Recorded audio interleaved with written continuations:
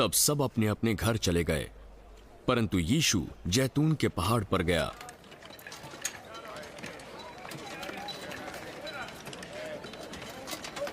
अगली भोर को वो फिर मंदिर में आया। सब लोग उसके पास गए और वो बैठकर उन्हें उपदेश देने लगा।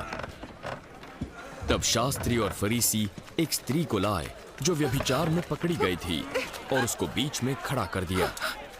हे गुरु, ये स्त्री व्यभिचार करते हुए पकड़ी गई है। व्यवस्था में मूसा ने हमें आज्ञा दी है कि ऐसी स्त्रियों पर पथराव करके मार डालो।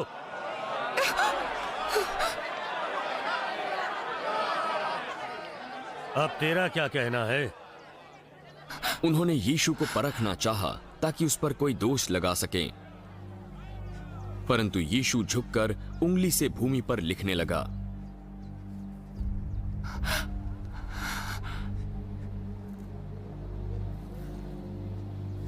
जब वे उससे पूछते ही रहे तो उसने सीधे होकर कहा,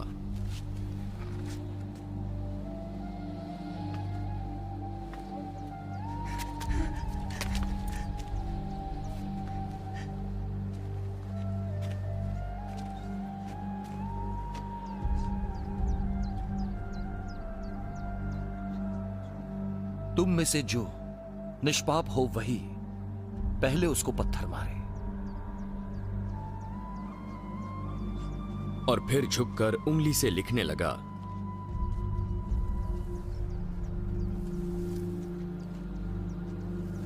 परंतु वे ये सुनकर बड़ों से लेकर छोटों तक एक एक करके निकल गए।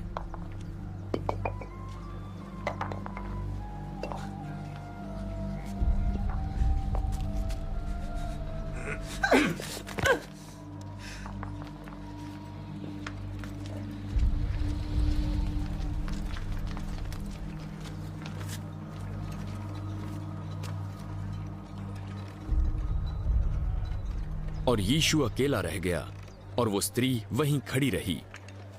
यीशु सीधा हुआ। वे कहां गए?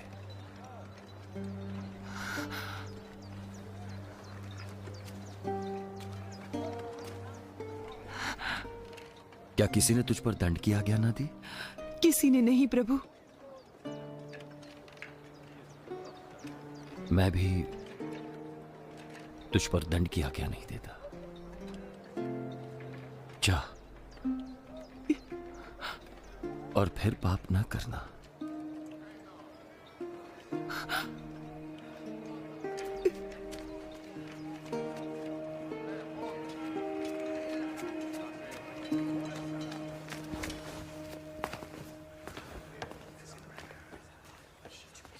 यीशु ने फरीसियों से बात की।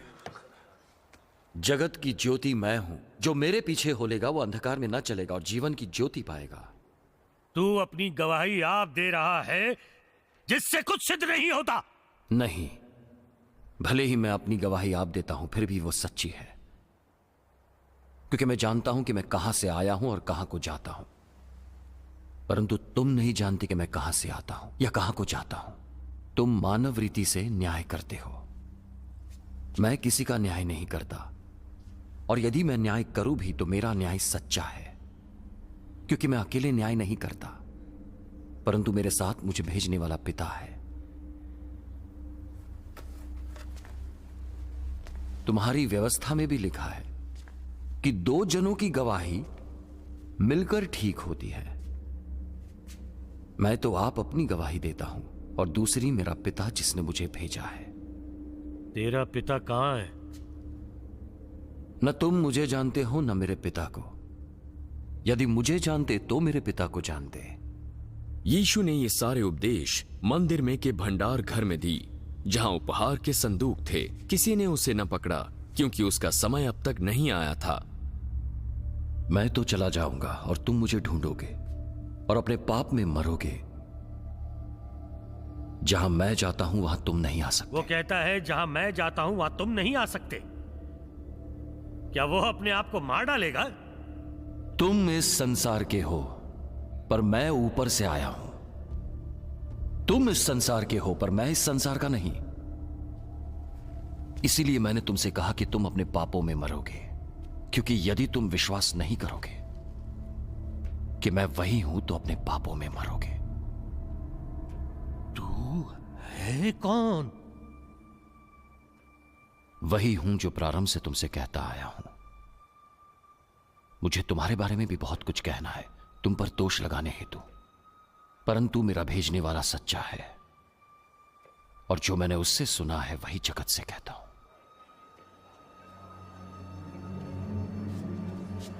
वे ये न समझे कि यीशु हमसे पिता के विषय में कहता है। जब तक मनुष्य के पुत्र को ऊंचे पर चढ़ाओगे तो जानोगे कि मैं वही हूं। मैं अपने आप से कुछ नहीं कहता, परंतु जैसे मेरे पिता ने मुझे सिखाया वैसे ही ये बातें कहता हूं। मेरा भेजने वाला मेरे साथ है, उसने मुझे अकेला नहीं छोड़ा, क्योंकि मैं सर्वदा वही काम करता हूं जिससे वो प्रसन्न होता है। बहुतों ने यीशु को यह कहता सुनकर उस पर विश्वास किया। यदि तुम मेरे वचन में बने रहोगे तो सचमुच मेरे चेले हो। तुम सत्य को जानोगे और सत्य तुम्हें स्वतंत्र करेगा। हम तो अब्राहम के वंश हैं और कभी किसी के दास नहीं हुए। फिर तू कैसे कहता है कि तुम स्वतंत्र हो जाओगे? मैं तुमसे सच सच कहता हूं कि जो कोई पाप करता है वो पाप का दास है। दास सदा परिवार का सदस्य नहीं रहता, परंतु पुत्र सदा के लिए पुत्र है। यदि पुत्र तुम्हें स्वतंत्र करेगा तो सचमुच तुम स्वतंत्र हो जाओगे। मैं जानता हूं तुम अब्राहम के वंश से हो, तो भी मेरा वचन तुम्हें स्वीकार नहीं, इसलिए तुम मुझे मार डालना चाहते हो। मैं वही कहता हूं जो पिता ने मुझे दिखाया है, और तुम वही करते हो जो तुमने अपने पिता से सुना है। हमारा पिता तो अब्राहम है। यदि तुम अब्राहम की संतान होते तो अब्राहम के समान काम करते, परंतु अब तुम मुझ जैसे व्यक्ति को मार डालना चाहते हो जिसने तुम्हें परमेश्वर से सुनकर सत्य वचन सुनाया। ऐसा तो अब्राहम ने नहीं किया था। तुम वही करते हो जो तुम्हारे पिता ने किया। हमारा पिता केवल परमेश्वर है, हम वह विचार से नहीं जन्मे। यदि परमेश्वर तुम्हारा पिता होता तो तुम मुझसे प्रेम रखते, क्योंकि मैं परमेश्वर की ओर से आया हूं और अब मैं यहां हूं। मैं आपसे नहीं आया, परंतु उसने मुझे भेजा। तुम मेरी बातें क्यों नहीं समझते? इसलिए कि तुम मेरा प्रवचन सुन नहीं सकते। तुम अपने पिता से हो, अर्थात शैतान, और अपने पिता की लालसाओं को पूरा करना चाहते हो। वो आरंभ से हत्यारा है और वो सत्य पर स्थिर न रहा, क्योंकि सत्य उसमें है ही नहीं। जब वो झूठ बोलता तो अपने स्वभाव से ही झूठ बोलता है, क्योंकि वो झूठा है, वरन झूठ का पिता है। परंतु मैं जो सच बोलता हूं, इसीलिए तुम मेरा विश्वास नहीं करते। तुम में से कौन मुझे पापी ठहराता है? यदि मैं सच बोलता हूं तो तुम मेरा विश्वास क्यों नहीं करते? वो जो परमेश्वर से होता है वो परमेश्वर की बातें सुनता है, और तुम इसलिए नहीं सुनते कि परमेश्वर की ओर से नहीं हो। क्या हम ठीक नहीं कहते कि तू सामरी है और तुझ में दुष्ट आत्मा है? मुझ में दुष्ट आत्मा नहीं, परंतु मैं अपने पिता का आदर करता हूं और तुम मेरा निरादर। परंतु मैं अपनी प्रतिष्ठा नहीं चाहता। हां, एक और है जो चाहता है, जो न्याय करता है। मैं तुमसे सच सच कहता हूं कि जो कोई मेरे वचनों का पालन करेगा कभी नहीं मरेगा। अब हमने जान लिया है तुझ में दुष्ट आत्मा है। अब्राहम मर गया और भविष्यद्वक्ता भी मर गए, और तू कहता है कि तेरे वचनों पे चलने वाला कभी नहीं मरेगा। हमारा पिता अब्राहम मर गया, क्या तू उससे बड़ा है? सारे भविष्यद्वक्ता भी मर गए। तू अपने आप को क्या ठहराता है? यदि मैं आप अपनी महिमा करूं तो मेरी महिमा कुछ नहीं, परंतु मेरी महिमा करने वाला मेरा पिता है, जिसे तुम कहते हो कि वो तुम्हारा परमेश्वर है। तुमने तो उसे नहीं जाना, परंतु मैं उसे जानता हूं। यदि मैं कहूं कि मैं उसे नहीं जानता तो मैं तुम्हारी तरह झूठा ठहरूंगा, पर मैं उसे जानता हूं और उसके वचन पर चलता हूं। तुम्हारा पिता अब्राहम मेरा दिन देखने की आशा से बहुत मगन था, और उसने देखा और आनंद किया। अब तक तू 50 वर्ष का नहीं, फिर भी तूने अब्राहम को देखा।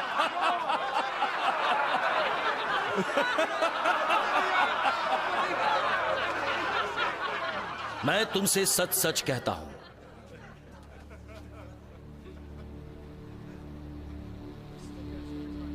कि पहले इसके कि अब्राहम पैदा हुआ,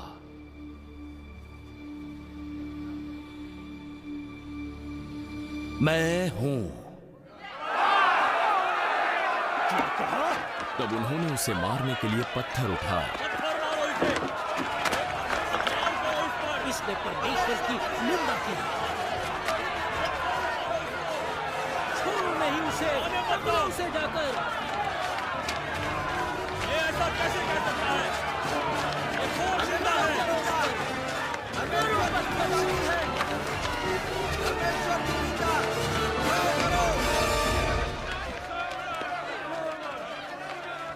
परंतु यीशु छिपकर मंदिर में निकल गया।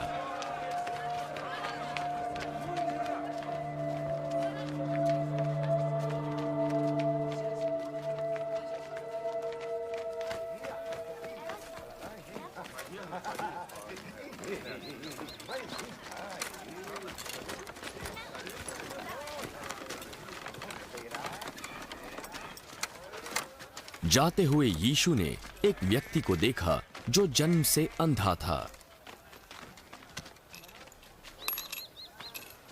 हे रबी, किसने पाप किया था कि यह अंधा जन्मा, इसने या इसके माता पिता ने? इसका अंधा होना ना तो इसके ना इसके माता पिता के पापों का प्रतिफल है, परंतु ये इसलिए हुआ कि परमेश्वर के काम उसमें प्रकट हो। जब तक दिन है हमें उसके काम करते रहना है जिसने मुझे भेजा है। वो रात आने वाली है जिसमें कोई काम नहीं कर सकता। जब तक जगत में हूं तब तक जगत की ज्योति हूं।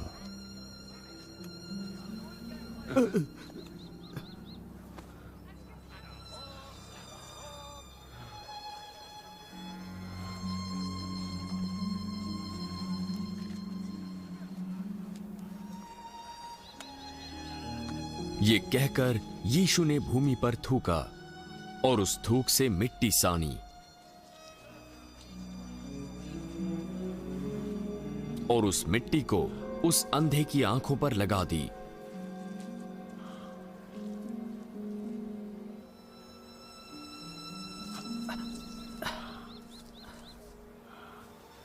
जा और शिलो के कुंड में धो ले। शीलो का अर्थ है भेजा हुआ।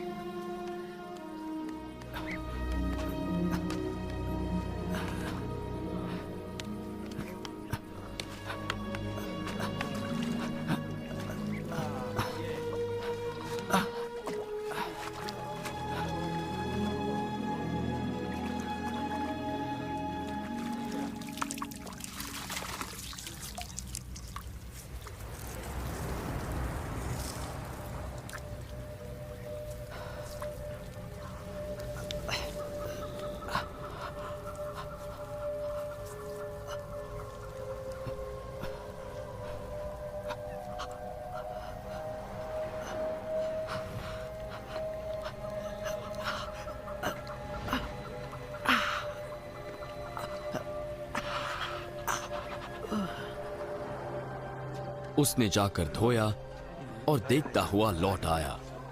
तब उसके पड़ोसी और जिन्होंने पहले उसे भीख मांगते देखा था कहने लगे, क्या ये वही नहीं जो बैठा भीख मांगा करता था? ये वही तो है। नहीं, ये वो नहीं, उसके समान दिखता है। मैं वही हूँ। लेकिन ये कैसे हुआ कि तेरी आंखें खुल गई? यीशु नामक उस व्यक्ति ने मिट्टी सानी और मेरी आंखों पर लगाकर मुझसे कहा, शिलो में जाकर धो ले। तो मैं गया और जैसे ही धोया मैं देखने लगा। वो कहाँ है? मैं नहीं जानता। लोग उसे, जो पहले अंधा था, फरीसियों के पास ले गए। जिस दिन यीशु ने मिट्टी सान कर उसकी आंखें खोली थीं, वो सब्त का दिन था।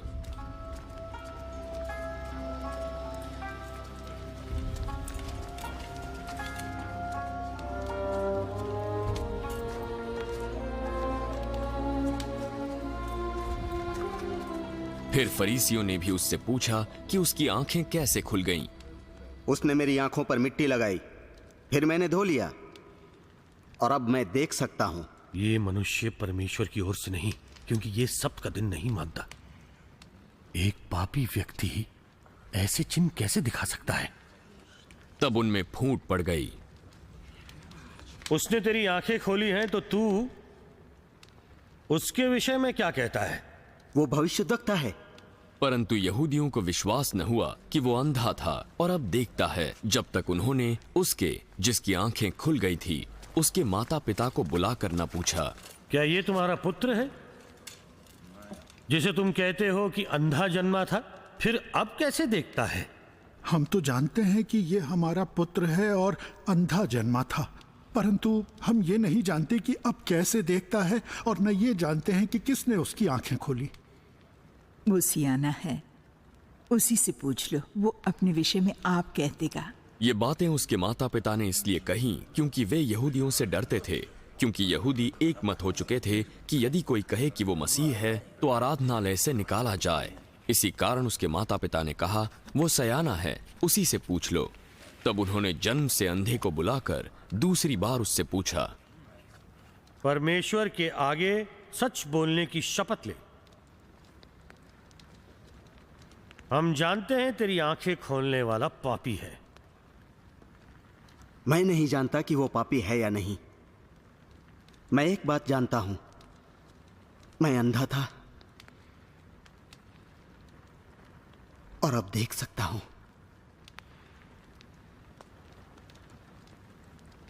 उसने तेरे साथ क्या किया? उसने किस तरह तेरी आंखें खोली? मैं तो तुमसे कह चुका हूं और तुमने नहीं सुना। अब दूसरी बार क्यों सुनना चाहते हो? क्या तुम भी उसके चेले होना चाहते हो? तब वे उसे बुरा भला कहकर बोले, तू ही उसका चेला है। हम तो मूसा के चेले हैं। हम जानते हैं कि परमेश्वर ने मूसा से बात की, परंतु इस व्यक्ति को नहीं जानते कि वो आया कहां से है। यह तो आश्चर्य की बात है कि तुम नहीं जानते कि वो कहां का है, तो भी उसने मेरी आंखें खोल दी। हम जानते हैं कि परमेश्वर पापियों की नहीं सुनता, परंतु यदि कोई परमेश्वर का भक्त हो और उसकी इच्छा पर चलता है तो वो उसकी सुनता है। जगत के आरंभ से यह कभी सुनने में नहीं आया कि किसी ने जन्म के अंधे की आंखें खोली हैं। यदि ये व्यक्ति परमेश्वर की ओर से ना होता तो कुछ भी नहीं कर सकता। तू तो पापों में जन्मा है और उसी में बड़ा हुआ, और तू हमें सिखाता है। और उन्होंने उसे आराधनालय से बाहर निकाल दिया।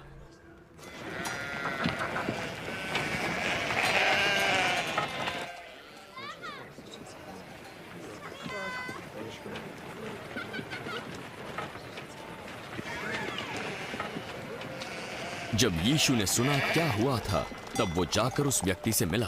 क्या तू परमेश्वर के पुत्र पर विश्वास करता है? हे प्रभु, वो कौन है कि मैं उस पर विश्वास करूं? तूने उसे देखा भी है, और जो तेरे साथ बातें कर रहा है वो वही है। मुझे विश्वास है प्रभु। और उसने यीशु को दंडवत किया। मैं इस जगत में न्याय के लिए आया हूं, ताकि जो नहीं देखते वो देखें, और जो देखते हैं वो अंधे हो जाए। जो फरीसी उसके साथ थे, उन्होंने ये बातें सुनकर उससे कहा, कहीं तेरा अर्थ ये तो नहीं कि हम अंधे हैं?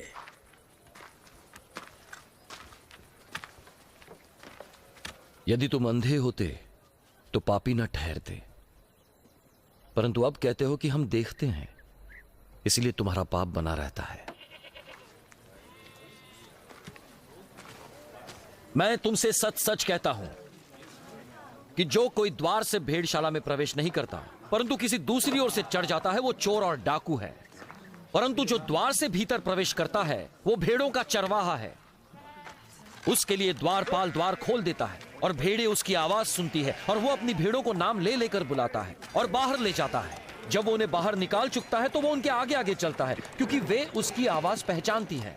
परंतु वे पराये के पीछे नहीं जाएंगी, परंतु उससे भागेगी, क्योंकि वे परायों की आवाज नहीं पहचानती। यीशु ने उनसे ये दृष्टांत कहा, परंतु वे न समझे कि ये क्या बातें हैं जो वो हमसे कहता है। तो यीशु ने फिर कहा, मैं तुमसे सच सच कहता हूं, भेड़ों का द्वार मैं हूं। जितने मुझसे पहले आए वे सब चोर और डाकू हैं, परंतु भेड़ों ने उनकी नहीं सुनी। द्वार मैं हूं। यदि कोई मेरे द्वारा भीतर प्रवेश करे तो उद्धार पाएगा, और भीतर बाहर आया जाया करेगा और चारा पाएगा। चोर किसी और काम के लिए नहीं, परंतु चोरी करने और घात करने और नष्ट करने को आता है। मैं इसलिए आया कि वो जीवन पाए और बहुतायत से पाए। अच्छा चरवाहा मैं हूं। अच्छा चरवाहा भेड़ों के लिए अपना प्राण देता है। मजदूर जो न चरवाहा है न भेड़ों का मालिक है, भेड़ियों को आते देख भेड़ों को छोड़कर भाग जाता है, और भेड़िया उन्हें पकड़ता और तितर बितर कर देता है। वो इसलिए भाग जाता है क्योंकि वो एक मजदूर है और उसको भेड़ों की चिंता नहीं। अच्छा चरवाहा मैं हूं। मैं अपनी भेड़ों को जानता हूं और मेरी भेड़ें मुझे जानती हैं। जैसे पिता मुझे जानता है वैसे मैं उसे जानता हूं,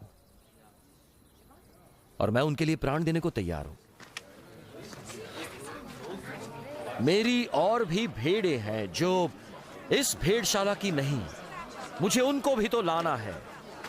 वो मेरी आवाज सुनेंगी, तब एक ही झुंड का एक ही चरवाहा होगा। पिता इसलिए मुझसे प्रेम रखता है कि मैं अपना प्राण देता हूं कि उसे फिर ले लूं। कोई उसे मुझसे छीनता नहीं, वरन मैं उसे आप ही देता हूं। मुझे उसके देने का भी अधिकार है और उसे फिर लेने का भी अधिकार है, और ये आज्ञा मुझे मेरे पिता से मिली है। इन बातों के कारण यहूदियों में फिर से फूट पड़ गई। कुछ भी बोले जा रहा है, उसमें दुष्ट आत्मा है। वो पागल है। तुम उसकी क्यों सुनते हो? ये बातें ऐसी व्यक्ति की नहीं जिसमें दुष्टात्मा हो। क्या दुष्टात्मा अंधों की आंखें खोल सकती है?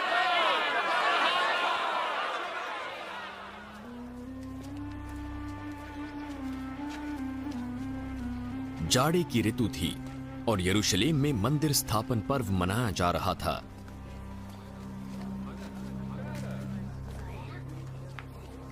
यीशु मंदिर में सुलेमान के ओसारे में टहल रहा था जब लोगों ने उसे आ घेरा।